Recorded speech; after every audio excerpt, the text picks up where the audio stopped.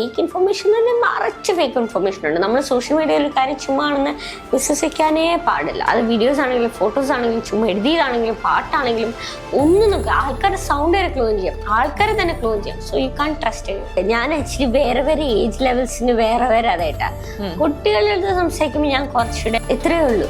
Follow your passion, പൈസയുടെ പുറകിൽ പോവല്ലേ, ആൻഡ് എവറിത്തിങ് ടേക്സ് ടൈം.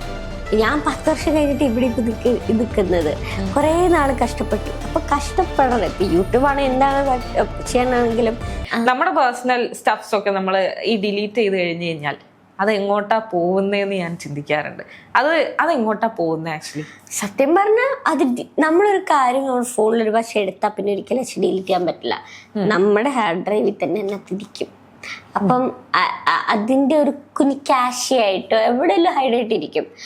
അതാ നമ്മള് ഫോർ എക്സാമ്പിൾ ആപ്പിൾ ഐഫോൺസില് കുറെ നാൾ മുമ്പ് ഡിലീറ്റ് ചെയ്ത പടങ്ങള് ഒരു അപ്ഡേറ്റ് ചെയ്തപ്പോ അതിലും തിരിച്ചു വന്നു. അപ്പം ഡിലീറ്റ് ചെയ്ത ഫോട്ടോസ് തന്നെ തിരിച്ചു വന്നു. അപ്പൊ അതിന് കുറെ ഇഷ്യൂസ് ഉണ്ട്. നമ്മൾ ഡിലീറ്റ് ചെയ്യുന്ന ഇന്റർനെറ്റിൽ ഒരു കാര്യം അപ്ലോഡ് ചെയ്താൽ പിന്നെ നമുക്ക് ഒരിക്കലും ഒരു കാര്യം ഡിലീറ്റ് ചെയ്യാൻ പറ്റില്ല. സെയിം കാര്യം നമ്മൾ ഫോണിൽ ഒരു ഫോട്ടോ എടുത്താൽ നമുക്ക് ഒരിക്കലും ഡിലീറ്റ് ചെയ്യാൻ പറ്റില്ല. ഇനവേ അത് കൈൻഡ് ഓഫ് പെർമനന്റ്. എങ്ങും പോകത്തില്ല. സോ ബേസിക്കലി നമ്മുടെ തന്നെ SD കാർഡ് ആണെങ്കിലും നമ്മുടെ തന്നെ സ്റ്റോറേജ് ഉണ്ടല്ലോ, അതിനകത്തൊരു ക്യാഷെ ഫയൽ ആയിട്ട് നിൽക്കും. ക്യാഷെ ഫയൽ ആകുമ്പോൾ ഒരു ടെമ്പററി ആയിട്ട് നിൽക്കുന്ന ഒരു ഫയൽ എന്ന് പറയാം. വലിയ പടമൊന്നുമല്ല, നമ്മുടെ MB വലിയ, അത് കുഞ്ഞായിട്ട് KB ആയിട്ട് റിക്കവർ ചെയ്യാൻ ആഗ്രഹം ഉണ്ടെങ്കിൽ മാത്രം കിട്ടുന്ന എന്തോ ആർക്കെങ്കിലും ആക്സസ് ചെയ്യാൻ അല്ല, ആക്സസ് അങ്ങനെ ചെയ്യാൻ പറ്റത്തില്ല അൺലെസ് നമ്മുടെ ഫോൺ അവർക്ക് കിട്ടി ലാപ്ടോപ്പിൽ കുത്തി എന്നിട്ട് തപ്പി അങ്ങനെ ചെയ്യുകയാണെങ്കിൽ മാത്രമല്ല, അല്ലെങ്കിൽ ആക്സസ് അങ്ങനെ കിട്ടാൻ പറ്റില്ല.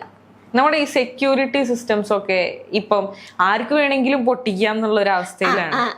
അപ്പൊ അത് നമുക്ക് എൻഷുർ ചെയ്യാൻ അല്ലെങ്കിൽ കുറച്ചും കൂടെ നമുക്ക് സെക്യൂർ ചെയ്ത് വെക്കാൻ പറ്റുന്ന എന്തെങ്കിലും മാർഗമുണ്ടോ? സെക്യൂരിറ്റി സിസ്റ്റംസ് എന്ന് പറയുമ്പോൾ ഫോർ എക്സാമ്പിൾ AI തന്നെ അവിടെ കുത്തിക്കയറ്റാം.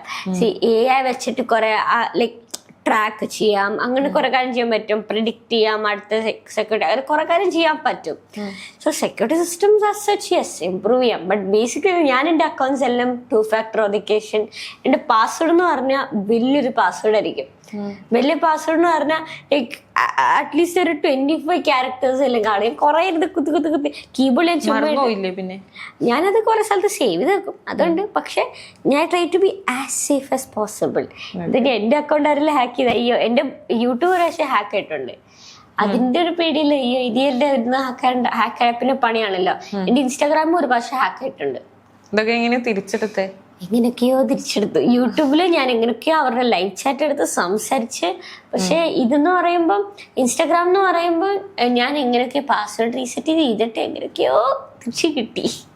ഓക്കെ, അപ്പൊ അതായത് ഞാൻ ചോദിച്ച ഈ സെക്യൂരിറ്റി സിസ്റ്റംസ് ഇത് ആക്ച്വലി ഉണ്ടാക്കിയതും മനുഷ്യരാ. അപ്പൊ അത് പൊട്ടിക്കാനും മനുഷ്യർക്ക് തന്നെ പറ്റില്ലേ? പറ്റും. അതന്നെ. അപ്പം AI വെച്ചിട്ട് തന്നെ നമ്മൾ ഓരോ ഐഡിയാസ് ആണെങ്കിലും നമുക്ക് ഉണ്ടാക്കാൻ പറ്റും. ഈ സെക്യൂരിറ്റി സിസ്റ്റംസ് പ്രൊട്ടക്ട് ചെയ്യാനാണെങ്കിലും എന്താണ് പ്രെഡിക്റ്റ് ചെയ്യാൻ പറ്റും. അടുത്ത കുറെ പാസ്വേഡ്സ് എന്താണെന്ന് പ്രൊഡക്ട് ചെയ്യാൻ പറ്റും. അപ്പം കോമൺ ആയിട്ടുള്ള പാസ്വേഡ്സ് എന്താ പ്രൊഡക്ട് ചെയ്തിട്ട് നേരെ ഓപ്പോസിറ്റ് AIക്ക് നമുക്ക് ഉണ്ടാക്കിയൊക്കെ തരാൻ പറ്റും.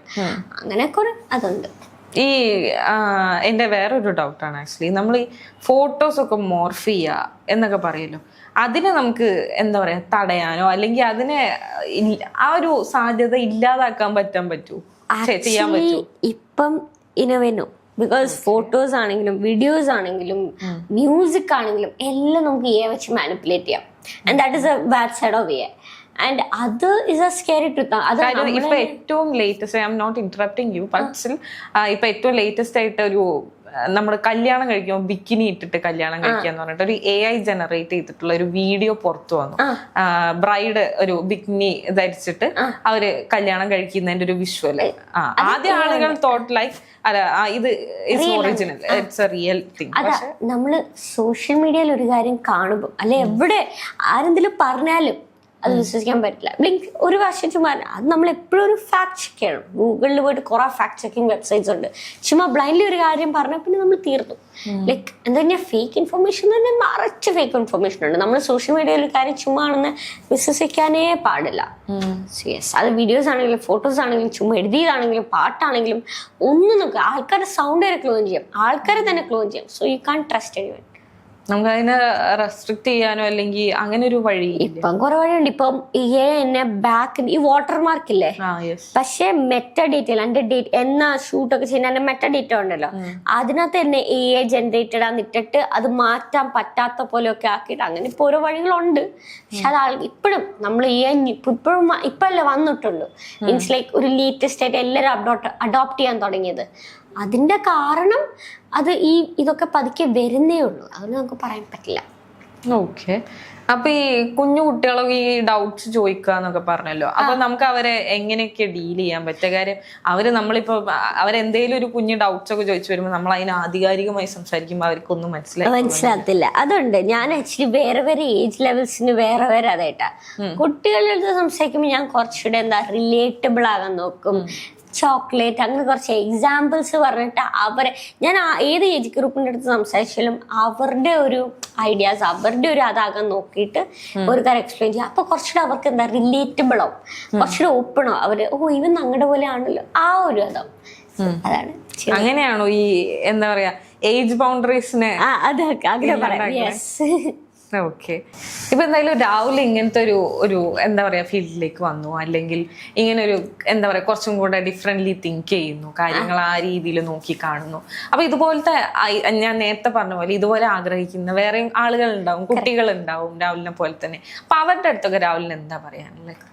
ആക്ച്വലി ഇത്രയേ ഉള്ളൂ, ഫോളോ യുവർ പാഷൻ. പൈസയുടെ പുറകിൽ പോവല്ലേ, ആൻഡ് എവറിത്തിങ് ടേക്സ് ടൈം. ഞാൻ 10 വർഷം കഴിഞ്ഞിട്ട് ഇവിടെ നിൽക്കുന്നത് കുറേ നാൾ കഷ്ടപ്പെട്ടു. അപ്പൊ കഷ്ടപ്പെടണം. ഇപ്പൊ യൂട്യൂബാണ് എന്താണ് ചെയ്യാനാണെങ്കിലും കഷ്ടപ്പെട്ടാല് ഒരു ലെവൽ എത്താൻ പറ്റുള്ളൂ. ഞാനൊരു ലെവൽ പോലും എത്തിയിട്ടില്ല. ഞാനിപ്പോഴും കഷ്ടപ്പെട്ട് യൂട്യൂബിൽ സക്സസ്ഫുൾ ആകാൻ നോക്കുക. പക്ഷെ കുറെ നാൾ കഷ്ടപ്പെട്ട anyone can succeed. That's one thing I have learned.